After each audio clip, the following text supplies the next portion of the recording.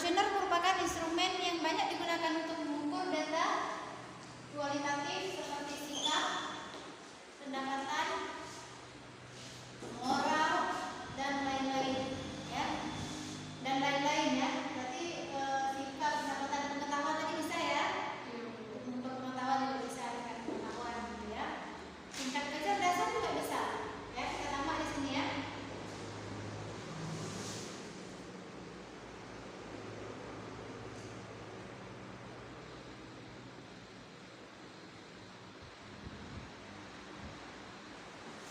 Dan lain-lain, ya. Kemudian kuesioner ini biasanya memakai skala nominal, interval, dan ordinal.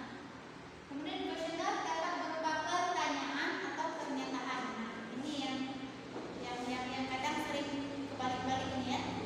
Pernyataan dan pertanyaan. Ada yang tahu bedanya?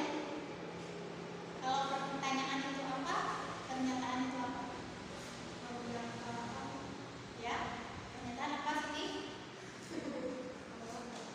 Pernyataan apa? Pernyataan kayak kita memberi kabar orang lain.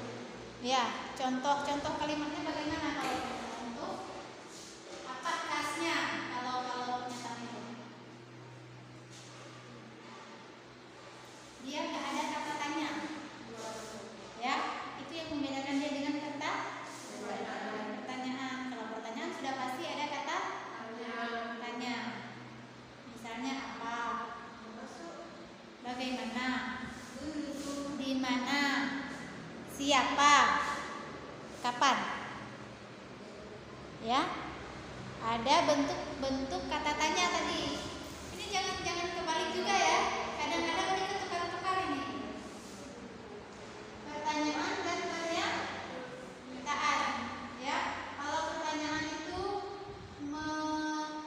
memuat kata tanya 5W satu hal, ya.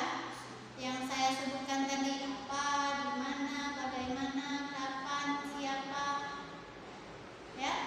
Itu pertanyaan. Nah, kalau pernyataan hilangkan kata tanya, ya. Hilangkan kata tanya ini, nggak ada pakai ini dia. Kalau pernyataannya, ya, nggak pakai ini dia. Ya, kita contohkan satu, ya. Misal,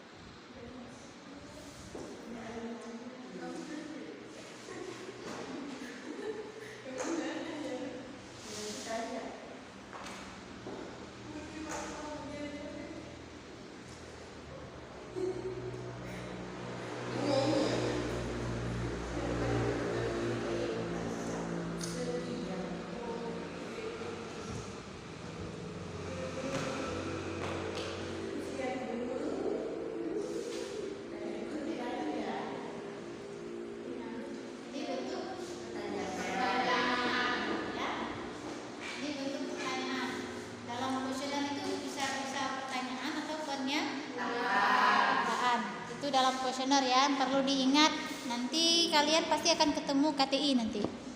Ya, tugas-tugas akhir itu pasti akan berhubungan dengan kuesioner atau berhubungan dengan alat-alat ukur tadi. Ya, bisa jadi nanti berhubungan dengan alat ukur status gizi misalnya, antropometri itu. Timbangan apa namanya? Timbangan badan itu? Nama ilmiahnya apa? Stadiometer misalnya. Mikrotoa. Dacin bisa juga ya. Kan banyak dia jenis timbangan, ya. Jenis timbangan berat badan kan banyak ya. Ada yang untuk anak-anak itu apa namanya? Dacin misalnya, itu untuk anak-anak atau untuk yang balita ya. Nah, kalau misalnya yang stadio, yang apalagi mikrotois. Nah, itu tinggi badan gitu ya. Nah, kalau pakai alat-alat itu nanti berarti dia berarti kita pakai yang alat yang memang betul-betul ada nilainya nanti ya. Oh, tinggi badan Curaihan misalnya 150 atau 145 misalnya. Langsung ketahuan di alat itu, alat ukur itu. Nah, kalau misalnya mengukur apa lagi misalnya? Mengukur lingkar lengan misalnya untuk wanita usia subur. Ya. Biar tahu nanti misalnya sebelum dia menikah tuh dia kek apa enggak, kan gitu. Ya. Itu pakai alat apa? Yang untuk ukur lingkar lengan? Lila ya. Nah, itu. Dalam penelitian boleh nggak Bu pakai alat itu, kemudian pakai kuesioner lagi? Boleh. Ya. Nanti kuesioner mungkin kita mau menggali pertanyaan terkait dengan tingkat pengetahuan beliau, dengan sikap misalnya. Ya. Menggali misalnya tindakan atau perilakunya misalnya. Tapi alat itu untuk mengukur status gizi. Ya, boleh aja ya. Atau pengukuran lain yang menggunakan alat misalnya termometer tadi mengukur suhu tubuh misal seperti itu ya, lebih kurang. Nah, udah tahu ya bedanya ya kuesioner tadi ya, yang berupa pertanyaan dan pernyataan ya. Oke. Nah, apa hal yang paling penting dalam menyusun kuesioner? Gunakan bahasa yang mudah dimengerti, sopan, singkat dan jelas. Ya, memakai istilah ilmiah dalam kesehatan boleh, tapi mungkin kita sertakan dengan maknanya sedikit ya. Kalau memang kuesioner itu kita bagikan ke masyarakat umum, ya, masyarakat umum yang kita nggak tahu dia itu paham apa tidak bahasa ilmiah itu, ya. Oke, misalnya kita memang bagi ke orang-orang yang bekerja di bidang kesehatan, dia paham istilah itu, ya. Tapi kadang mungkin sebagian ada yang nggak tahu juga itu istilahnya. Kalau kita tanpa kita sertakan dengan keterangan di pertanyaan kuesionernya atau pernyataan kuesionernya, ya. Kalau misalnya kira-kira bahasa istilah itu nanti rumit, ya udah pakai bahasa yang langsung dimengerti oleh responden kita, ya. Langsung dimengerti oleh responden kita. Jangan pakai bahasa yang sulit tadi ya, yang nggak bisa dimengerti.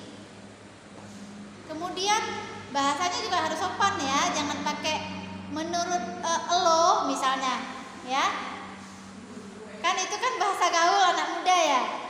Pakailah bahasa yang lebih sopan misalnya, menurut bapak atau ibu, menurut saudara atau saudari, ya. Jangan menurut kamu. Itu kan nggak sopan ya, menurut lo. Nah, misalnya itu kan udah pakai bahasa gaul gitu, ya. Berarti itu dianggap nggak sopan, nanti orang yang tadinya mau ngisi jadinya nggak mau ngisi kuesioner kita gitu ya. Tapi kalau mungkin sopannya ya udah kita sebut aja menurut saudara atau saudari ya.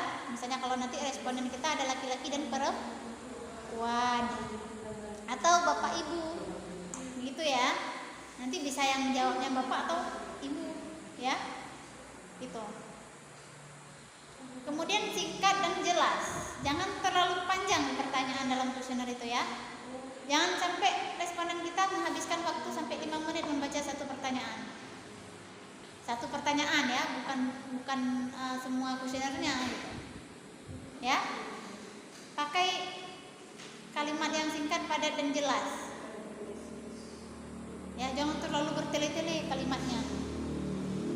Ya. Kalau bisa ya udah satu kalimat aja gitu. Yang enggak terlalu panjang dan enggak terlalu pendek juga.